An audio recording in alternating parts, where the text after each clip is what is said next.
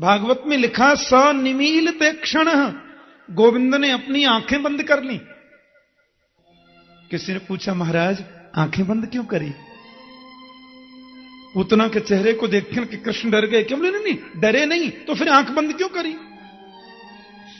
कन्हैया ने इसलिए आंख बंद करी कि गोविंद ने सोचा होगा कि 24 अवतारों में मेरे 2 ही अवतार सबसे श्रेष्ठ हैं, राम अवतार और श्री कृष्ण अवतार, और इन दोनों ही अवतारों में सबसे पहले राक्षसी को ही मारना पड़ रहा है।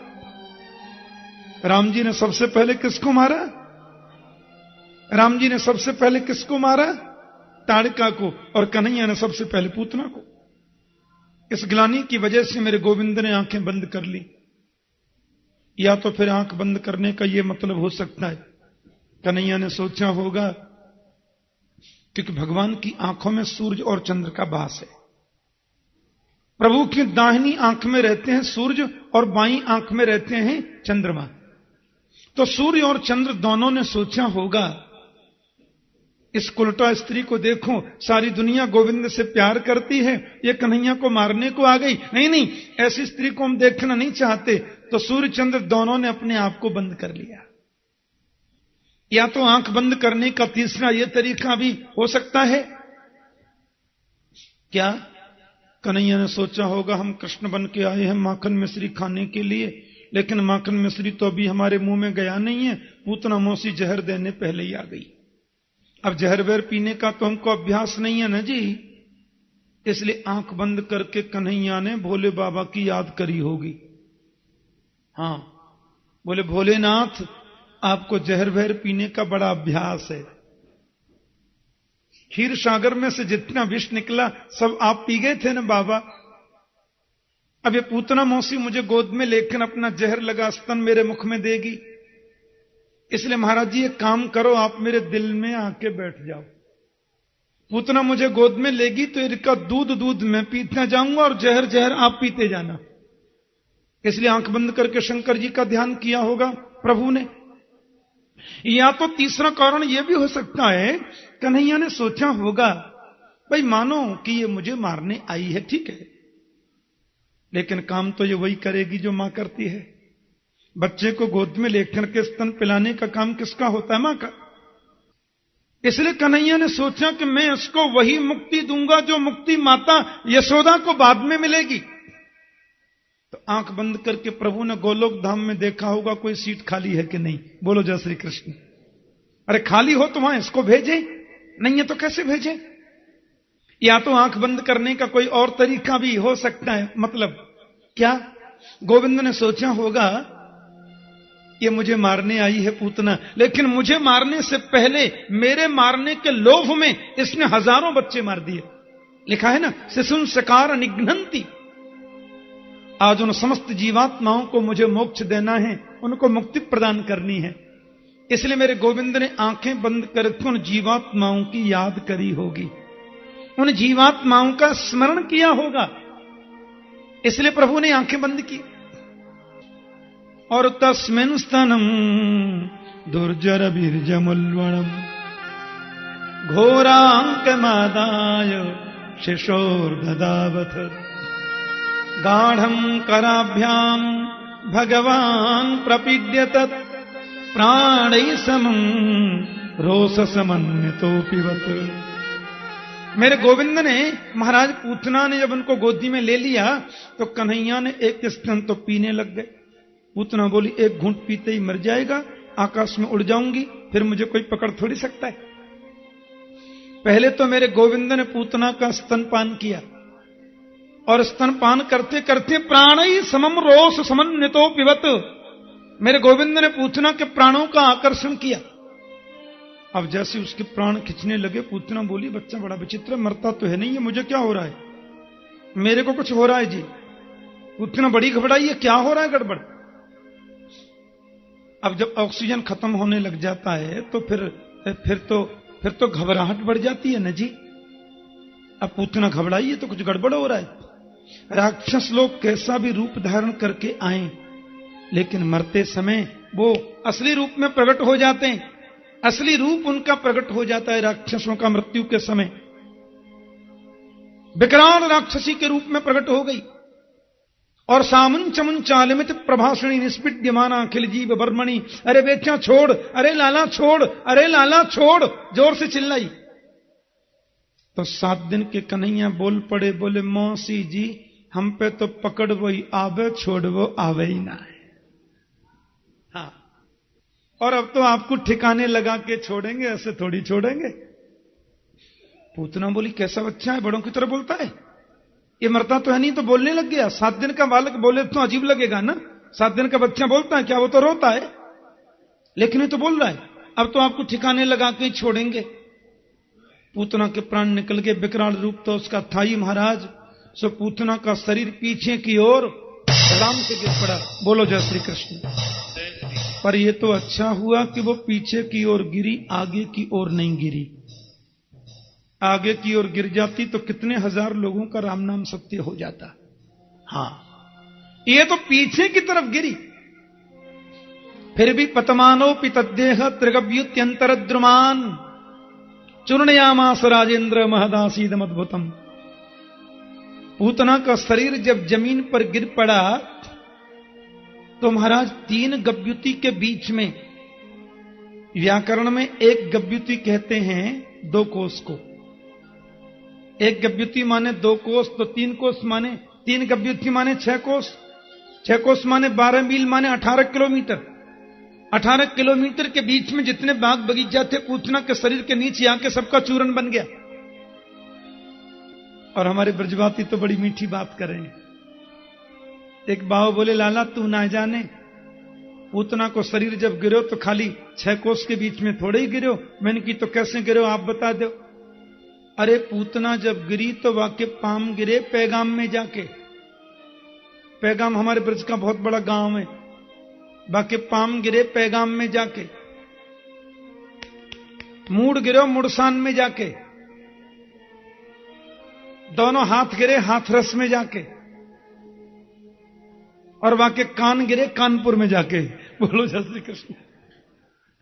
एक बाबा बोले हमसे, हां हमारे ब्रजवासी, अब बताओ उनकी बात माने तो 500 किलोमीटर तो कंफर्म हो गई पूतना, लेकिन 18 किलोमीटर की बात तो भागवत में लिखी है।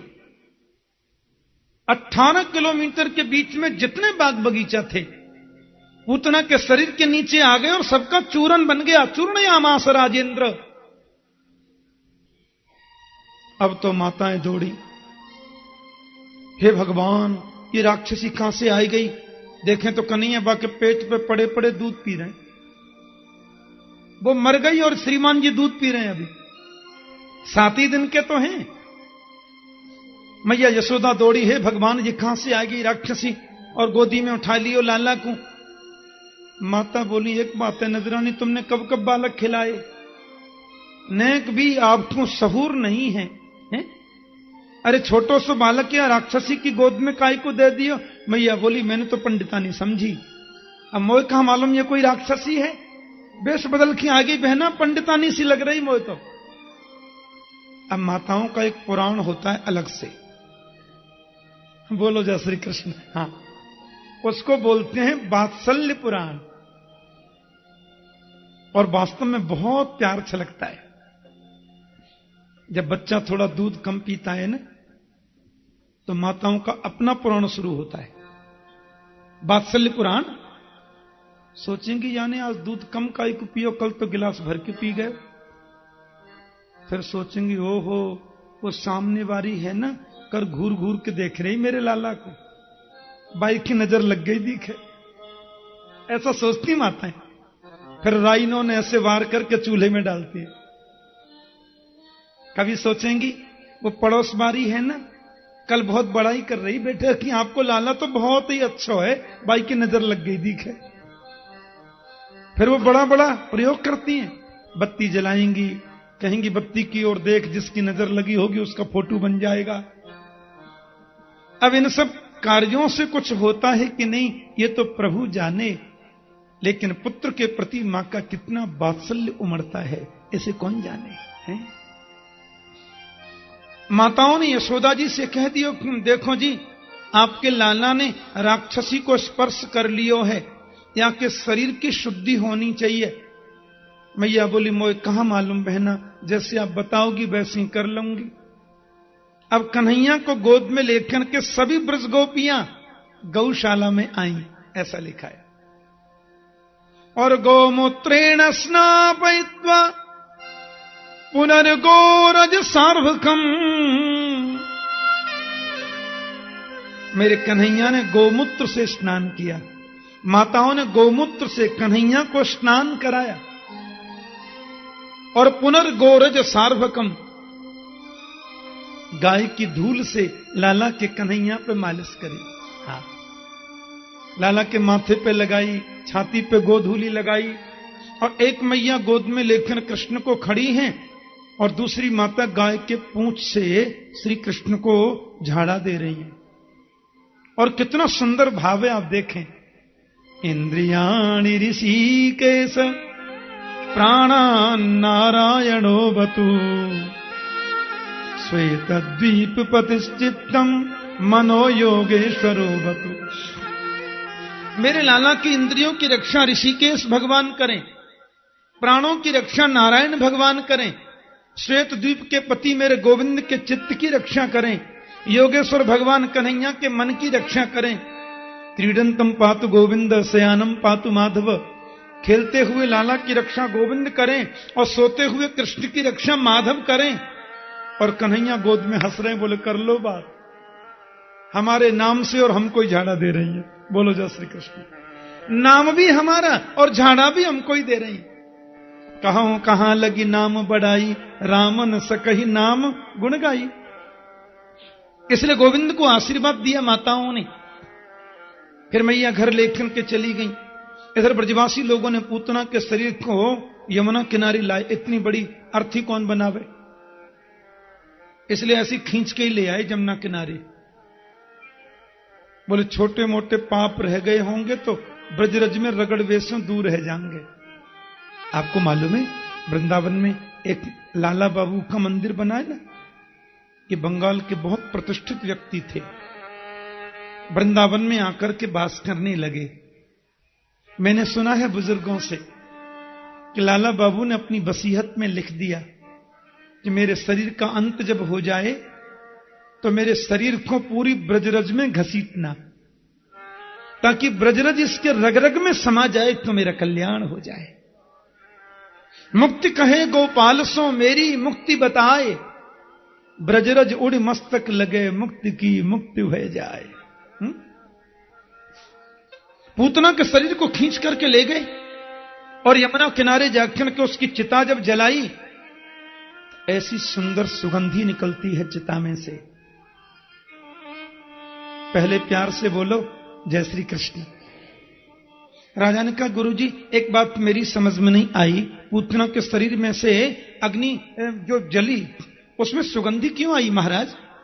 अरे इसके शरीर में से तो दुर्गंधी आनी चाहिए, भगवान को मारने के लिए आई, फिर शरीर में सुगंधी क्यों आ गई? फिर सुगंधी क्यों आई? दुर्गंध आनी चाहिए। अरे राजन, जासु नाम सुमिरत एक बारा उतरहि नर भव सिंधु अपारा। जिसका नाम सुमिरन करने मात्र से व्यक्ति भव सागर से पार हो जाए, उसको गोद में लेकर के जिसने अपना स्तन पान कराया हो वो राक्षसी रह सकती है क्या? वो तो देवी बन गई। और आश्चर्य की बात तो यह है कि जो मुक्ति नदरानी यशोदा को बाद में मिलेगी वो पूतना को आज पहले मिल गई। बोलो जय श्री कृष्ण। और पूतना लोक बालग्नि राक्षसी रुधिरासना जिघांसयापि हरे स्तनम दत्वाप सदगतिम। पूतान पवित्रान बालकान घ्नंती इति पूतना। पूतना का नाम अच्छा नहीं था, उसका काम भी अच्छा नहीं था, उसकी बिरादरी भी अच्छी नहीं थी, राक्षसी थी। और रुधिरासना भोजन भी ठीक नहीं था, रक्त पान करती थी छोटे बच्चों का है? फिर भी मेरे गोविंद ने उसको मोक्ष प्रदान कर दिया, क्योंकि जिघांस आप ही हरे, कृष्ण को मारने के लिए आई थी, कोई सद्भाव से नहीं आई थी। पर मेरे कन्हैया ने उसको मुक्ति प्रदान कर दी, उसको मोक्ष दे दिया। क्योंकि गोविंद ने सोचा कि मारने का तरीका और भी तो हो सकता था, पर पूतना ने मारने का तरीका मुझे दूध पिलाकर ही क्यों चुना? ये काम तो मां करती है। इसलिए मेरे प्रभु ने उसके दुर्गुणों को नहीं देखा और पूतना को मोक्ष प्रदान कर दिया। किम पुनः श्रद्धया भक्त्या। अरे भाई, जब पूतना को मोक्ष प्राप्त हो सकता है तो श्रद्धा से, भक्ति से, प्रेम से जो गोविंद के नाम का स्मरण करें, उनकी मुक्ति में कोई संदेह रह सकता है क्या? प्रश्न ही नहीं उठता। ऐसा सुंदर भाव यहां जागृत हुआ।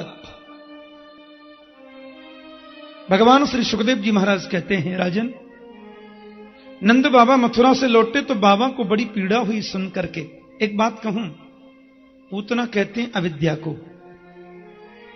हमारे लाला का अवतार हुआ था अष्टमी को, श्री कृष्ण का अवतार हुआ अष्टमी को, और पूतना गोविंद को मारने गई चतुर्दशी को। क्योंकि अविद्या जो होती है ना, 14 जगहों पर उसका निवास हो जाता है। 5 ज्ञानेंद्रियां, 5 कर्मेंद्रियां, मन, बुद्धि, चित्त और अहंकार, यही तो 14 जगह हैं। लेकिन अविद्या गोविंद के सामने आ जाए तो टिक नहीं सकती, वहां आते ही उसका विनाश हो जाता है। कैसे? जैसे सूरज के सामने कभी अंधकार रुक पाता है क्या? एक बार राम जी के पास में अंधेरा रोता रोता गया। राम जी बोले, अंधेरे जी काहे को रोते हो? बोले, महाराज आप सूर्य वंश में प्रकट हुए हैं और सूर्य मुझे बहुत तंग करता है। राम जी बोले, क्या तंग किया? बोले, जहां भी मैं जाता हूं वहां पहुंच जाता है और मेरे को रहने नहीं देता सूर्य। आप जरा, आपको मिले तो समझा देना कि भाई अंधेरे को क्यों तंग करते हो। राम जी बोले, मुझे मिलेगा तो मैं सूर्य से बोलूंगा क्यों अंधेरे को तंग किया तुमने। हाँ ठीक है। एक दिन राम जी को सूर्य नारायण मिल गए। भगवान राम से कहा, कहिए कैसे याद किया मुझे? राम बड़ा रो रहा था बेचारा और कह रहा था कि वो सूर्य बहुत तंग करते हैं। क्यों करते हैं ऐसा? बोले, महाराज जी मैंने तो कभी अंधेरे को तंग किया नहीं, फिर भी आपको लगता है कि मैंने तंग किया है। एक बार अंधेरे के साथ में आप मेरी मीटिंग करा दीजिए और मैं अंधेरे से आपके सामने ही पूछूंगा मैंने क्या कष्ट दिया, बताओ। लाखों वर्ष बीत गए पर राम जी अंधेरे के साथ में सूरज की कभी मीटिंग नहीं करा सके। बोलो जय श्री कृष्ण। क्योंकि सूरज जहां रहेगा वहां अंधेरा टिक ही नहीं सकता, और टिके नहीं तो मीटिंग कैसे हो? तो जैसे सूरज के सन्मुख कभी अंधेरा नहीं टिक सकता, वैसे ही मेरे गोविंद के सन्मुख अविद्या कभी नहीं टिक सकती, अज्ञान कभी नहीं टिक सकता। अज्ञान अविद्या ही तो पूतना है जिसको गोविंद ने आज विनाश कर दिया। मैया यशोदा बड़ी चिंतित हो गई। अब लाला 6 महीना के हो गए। तो आपने देखा होगा ब्रज की परंपरा है, वैसे तो ये बड़ी वैदिक रीति है, बालक जब 5-6 महीने का हो जाए तो अन्नप्राशन संस्कार होता है। अन्नप्राशन माने उस दिन बच्चे के मुंह में अन्न दिया जाता है। कुछ लोग जो है वो चावल पकाते हैं, चावल थोड़े से ऐसे मसल कर बच्चे के मुंह में देते हैं। आज कन्हैया 6 महीना के है गए तो मैया ने सोची, मैं तो हमारे ब्रज में उसको बोलते हैं करवट बदलना, करवट बदलने की लीला। हाँ, मैया ने वो लीला बड़े उत्साह में करी। सब ब्रजवासियों को निमंत्रण दिया और सब लोग पधारे, और बैलगाड़ी के ऊपर मटकीन के बीच में एक सक्टासुर नाम का राक्षस आके बैठ गया। बैलगाड़ी के नीचे मैया ने लटका दियो पलना, और पलना में सो रहे गोविंद। आहा, अब ये सक्टासुर ऊपर आकर के बैठे हैं। बोले, यही तो कंस महाराज का काल है, मौका मिल जाए तो इसको मार करके भाग जाऊं मैं। हाँ, अब यहां सब लोग नाचने गाने में लगे। मैया ने उत्सव मनाया है ना, सब लोग खाने में पीने में लगे हैं। कन्हैया ने मन में विचार किया कि मेरो अवतार भयो है कि सब हमें देखो, तस्मात सर्वेषु कालेषु माम अनुस्मर। पर इन लोगों को देखो, ये लोग तो मेरी तरफ कोई देख ही नहीं रहा है, सब खाने पीने में लग रहे हैं। और ऊपर सक्टासुर मामा जी भी आ गए हैं, इनका कल्याण भी करना है। अब ऐसा काम करना चाहिए कि सक्टासुर मामा की कमर भी टूट जावे हैं, और ये इधर उधर जो देखने वो सब मेरी ओर देखने भी लगे। तो सोते सोते मेरे कन्हैया ने रोना शुरू किया, फिर भी कोई नहीं देखने, तो गोविंद ने अपना एक चरण लंबा करके बैलगाड़ी में मार दिया। सो बैलगाड़ी धड़ाम से पलट गई। अब जैसे ही बैलगाड़ी पलटी महाराज, धम धम करके सब मटकी फूट गई। ब्रजवासी दौड़े, हे भगवान, आंधी आई नहीं, तूफान आयो नहीं, गाड़ी कैसे पलट गई? अरे अरे मैया दौड़ी, दौड़ करके लाला को गोद में लियो। मैया आज भगवान ने बड़ी रक्षा करी, देखियो हम सैकड़े मटकी रखी भाई और गाड़ी पलट गई, लाला की रक्षा है गई। मैया बोली वो सब तो ठीक है, पर आंधी आई नहीं, तूफान आयो नहीं, ये गाड़ी पलटी तो पलटी कैसे? ओ चोरव्यवसितमतिन गोपान गोपिंश भारत रुदतानेन पादेन क्षिप्त में तन्न संशय। ये गाड़ी पलटी कैसे? मैंने कहा ना, छोटे बच्चे कभी झूठ नहीं बोलते। छोटे छोटे बालक बोले, मैया हम बतावें गाड़ी कैसे पलटी? बोली बताओ। जो तेरो लाला जो पलना में सो रहे हो है ना, अब ही जाने खेलते खेलते पाम लंबो करके गाड़ी में मार दियो, सोई गाड़ी पलट गई। मैया बोले चल दारी के झूठ बोले, इतना छोटो से बालक इतनी बड़ी गाड़ी को कैसे पलट सके? सुखदेव स्वामी कहते हैं, नते श्रद्धा गोपा बाल भाषित मत्युत। कहा तो बच्चों ने बिल्कुल सही था, पर मैया के आंखों पर तो वात्सल्य का चश्मा लगाए ना, इसलिए उनको तो ये ब्रह्म रूप में दिख ही नहीं सकते। मैया ने फिर ब्राह्मण देव बुलाए, संतों का पूजन किया, महाराज आशीर्वाद दे दो। पहले पूतना आई, अब देखो एक राक्षस और आए गए, गाड़ी पलट गई और लाला की रक्षा भई आपकी कृपा से। गौदान किए, ब्राह्मणों का पूजन किया। यहां ऐसा उत्सव मन रहा है। कन्हैया अब थोड़ा थोड़ा बैठना शुरू कर रहे हैं। हाँ,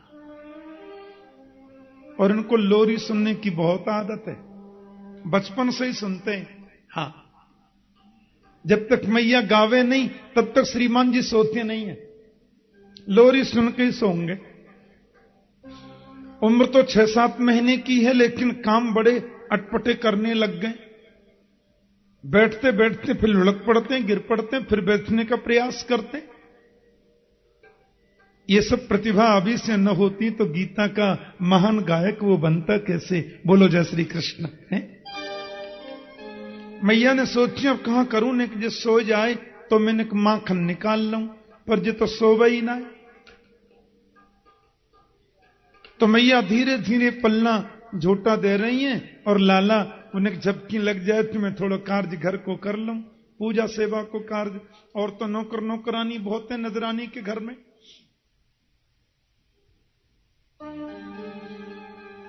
बड़ा सुंदर भाव है।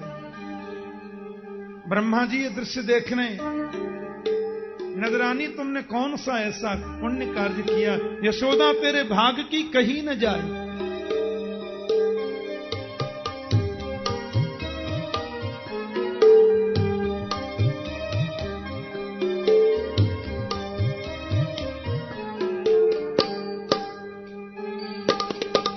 लगन मगन मेरे लाल को आजान दिया,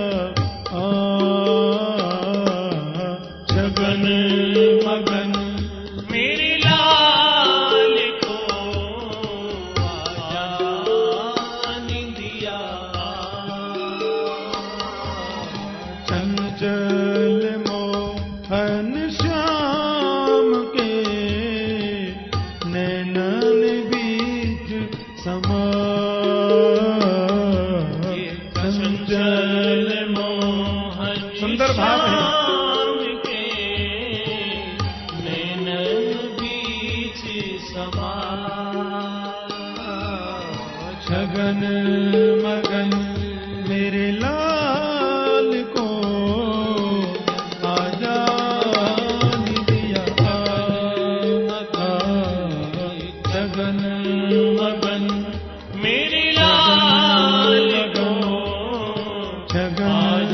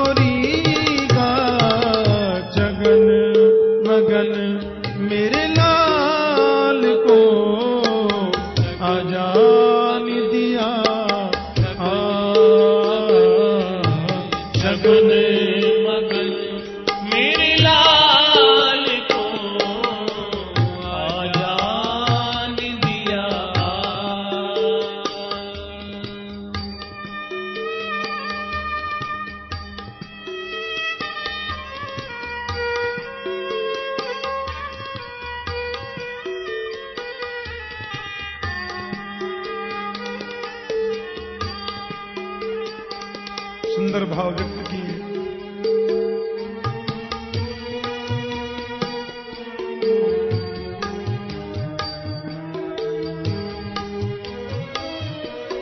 सोवे कन्हैया पालना, या की है छवि अभीरा।